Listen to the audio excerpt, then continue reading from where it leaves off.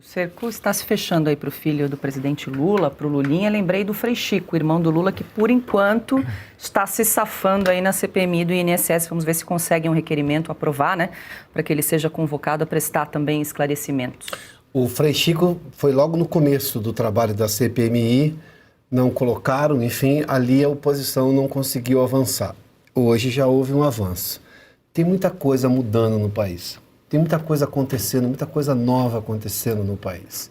Veja que no mesmo dia você teve a notícia de decisão do ministro André Mendonça, voltando a esse tema, que é importante a gente repisar isso aí, né?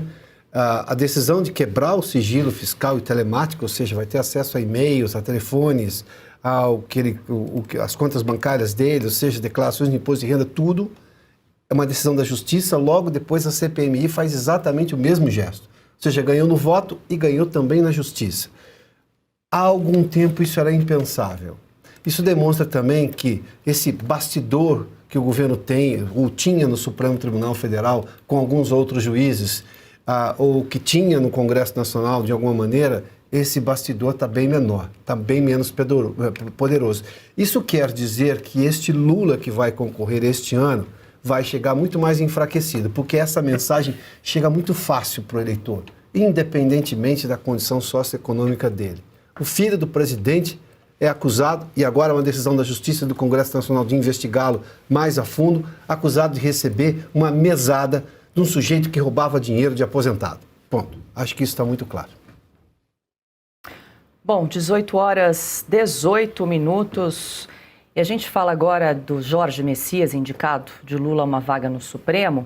Ele que é advogado-geral da União e determinou em 2023 que advogados públicos atuassem para suspender ações sobre descontos ilegais em aposentadorias do INSS. As orientações também previam que a defesa buscasse afastar a responsabilidade do INSS nos processos e, em caso de condenação, que ela fosse, no máximo, subsidiária. Os documentos foram emitidos no início do atual governo e orientavam pedidos de suspensão das ações até definição da Justiça sobre a responsabilidade do INSS. Após a operação da Polícia Federal, que investigou fraudes em descontos de aposentados, a AGU alterou as diretrizes e limitou a suspensão dos processos a 120 dias. As orientações antigas foram retiradas do sistema interno da Advocacia Geral da União e não foram enviadas ao Congresso, mesmo após um pedido formal de parlamentares. Marcília, eu vou trazer o que diz a União em relação a esse caso. A União, a Advocacia Geral da União, né, afirma que os documentos que foram retirados do sistema foram substituídos por versões atualizadas e também a AGU nega omissão nas respostas ao Poder Legislativo envolvendo esse caso do INSS. Bom, se isso aconteceu, nós estamos diante de um crime, né? Então, o que é isso? A gente pode chamar isso de obstrução de justiça, a gente pode chamar isso de coação no curso do processo, aliás, acusações pelas quais, por exemplo, está passando o Eduardo Bolsonaro. Vamos aqui nos lembrar também que o Messias, o advogado-geral da União, não faz muito tempo, ele esteve, inclusive, na Berlinda, exatamente quando estava para ser sabatinado, né? Ele, uma semana antes, ia ser ouvido na CPMI, inclusive do INSS. Né? Por quê? Porque ele teria recebido um alerta, a AGU teria recebido um alerta sobre o sindicato dos aposentados, que havia ali um rolo, e ele teria ignorado, né, esse alerta. Teria, portanto, prevaricado, cometido um crime, né, na função de advogado-geral da União. Agora outro rolo. Essa pessoa que vai ter vai ser aprovada como alguém de reputação ilibada e notável saber jurídico. Acho que o Messias só se ele tem um notável saber jurídico para esconder a prova. Não sei, talvez precise de um saber jurídico notável para você conseguir esconder aquilo que é de interesse público, para você dar um jeitinho naquilo que interessa ao governo, para você burlar as regras em desfavor do interesse público. Talvez seja esse o notável saber jurídico. É notável mesmo.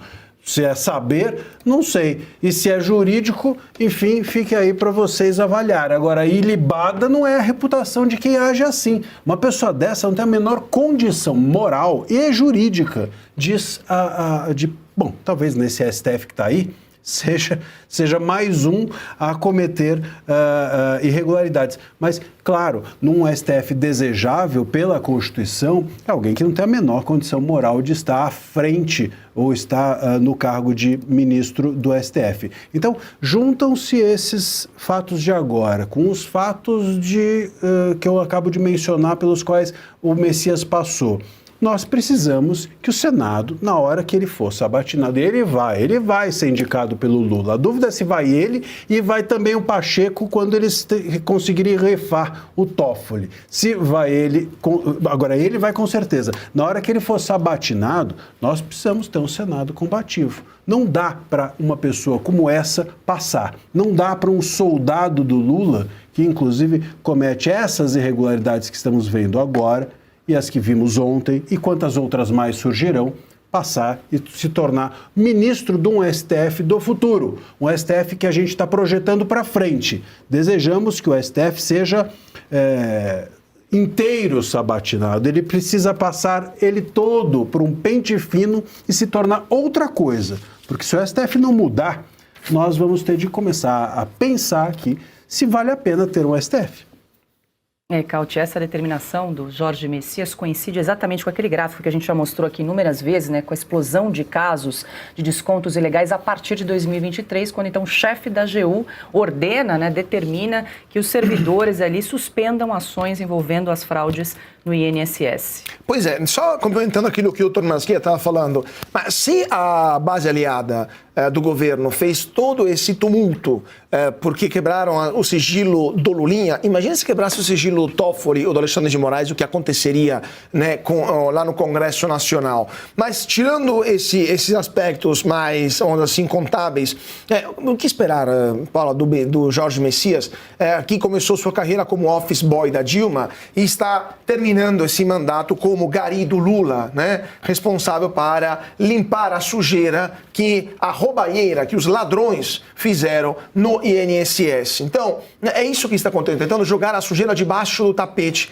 para evitar que a população saiba e que possa pedir os danos para os responsáveis, porque não é possível. Não sei se temos na produção esse gráfico que a Paula falou sobre o aumento do número dos descontos para aposentados e pensionistas, que iniciou exatamente quando o Lula voltou ao Palácio do Planalto. Sim, das duas uma, ou é uma casualidade cósmica, ou eles voltaram para roubar os aposentados e pensionistas, né? A gente vê claramente que de 2016 a 2022 se manteve mais ou menos o mesmo patamar, né? De 2022 para 2024 explodiram os valores roubados dos aposentados e pensionistas através de descontos diretamente nos seus olerites. Então, é óbvio que alguma coisa muito errada aconteceu em 2023, ano em que Lula voltou ao Palácio do Planalto, em que Messias foi nomeado à AGU, em que o ex-ministro da Previdência Social,